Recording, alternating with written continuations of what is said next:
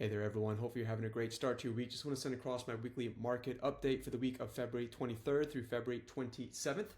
So let's jump straight into it. So, first thing is looking at the big picture housing inventory and demand. So, national active listings climbed slightly last week. So, nationally, we had 687,000 and now we have 690,000. So, as the weather kind of impact fades, we're seeing a little bit more active listings come to the market. However, inventory is still only 8% higher than the same week last year, so the gap is much smaller than last spring. So new listings were a little bit softer last year.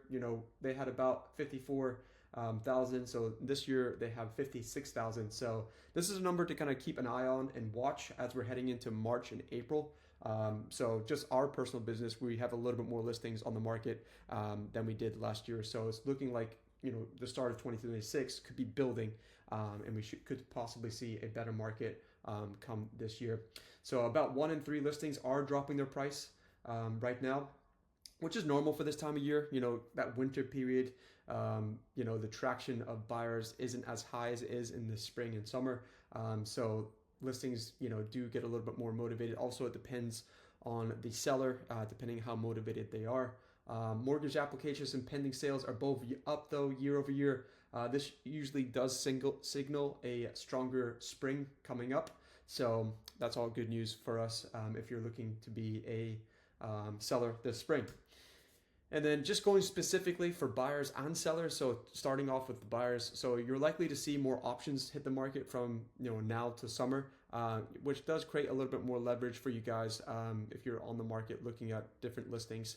The rates right now are kind of sitting that low sixes for that 30-year. As inventory builds, the spring could be a little bit more active than it was last year. So whenever the mortgage rates kind of are stable and kind of going a little bit lower than they have been in the past, obviously that may unlock a few buyers and get more competition for you guys if you're looking at the same property. And rents also are easing in major metros.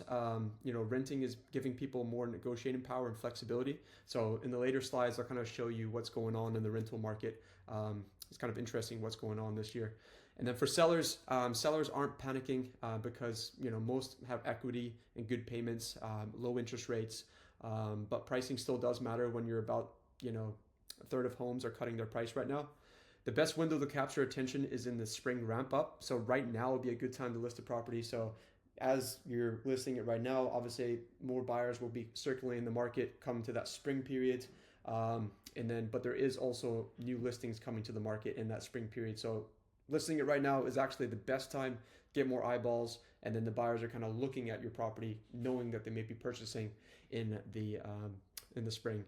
And then also, don't assume 2021 conditions are coming back. The average is, in a strong prep, clean pricing, and sharp marketing is the best way to get that, best price possible for your home. Don't assume 2021 conditions with those low interest rates and multiple buyers looking at your home is going to happen anytime soon.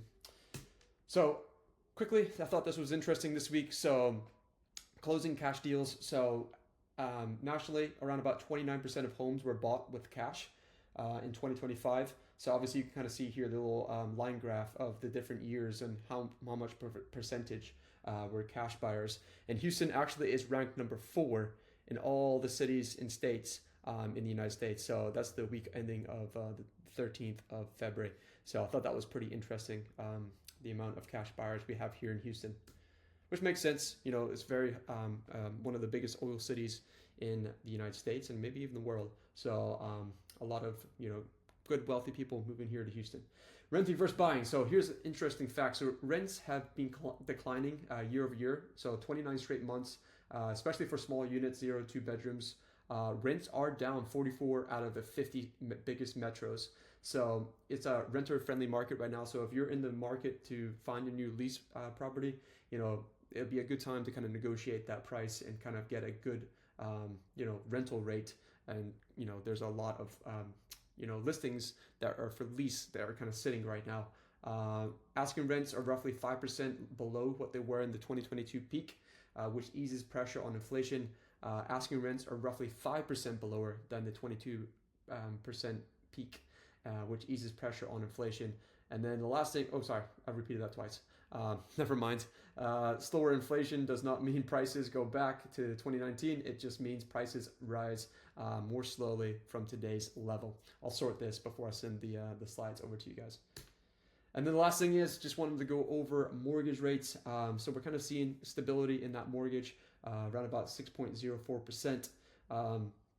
For the 30-year. So we are slightly down from a day ago, and then last week kind of same as we were, but we are, month over month looking like we're getting better rates for those. Same as the 15-year, 30-year FHA, Jumbo, ARM, and VA. But anyway, like always, if you have any questions, feel free to reach out here to answer any questions. If you want any specifics about your neighborhood or the lending process, whatever it could be, we're here to help. But anyway, just hope you have a good rest of your week and talk soon.